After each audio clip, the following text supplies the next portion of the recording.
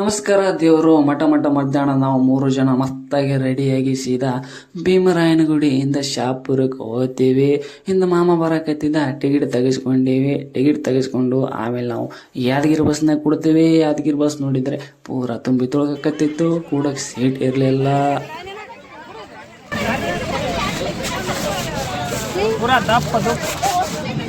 ನಂತರ ನಾವು ರಾಯಚೂರಿನಲ್ಲಿ ಇಳಿದು ರಾಯಚೂರು ರೈಲ್ವೆ ಸ್ಟೇಷನ್ಗೆ ಹೋಗ್ತೇವೆ. ನಾವು ಹೋದ ತಕ್ಷಣ ಟ್ರೈನ್ ಬಂತು.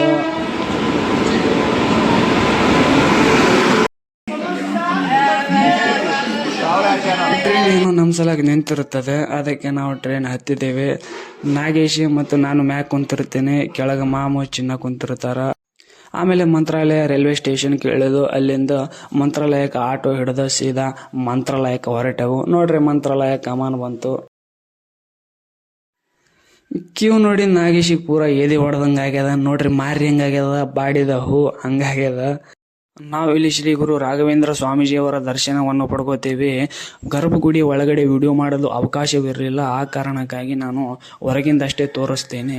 ಹೊರಗಡೆ ಹೆಂಗೆ ಕ್ಯೂ ಇತ್ತು, ಒಳಗಡೆ ಕೂಡ ಅದೇ ರೀತಿ ಕ್ಯೂ ಇತ್ತು. ಇಲ್ಲಿ ನಾಗೇಶ್ ನಂದು ವಿಡಿಯೋ ಮಾಡಂತ ಹೇಳಿದ, ಒಂದು ವಿಡಿಯೋ ಮಾಡಿದ್ದೆ. ನೋಡ್ರಿ ಸ್ಟೈಲ್ ಹೆಂಗದ ಕಾಮೆಂಟ್ ಮಾಡ್ರಿ.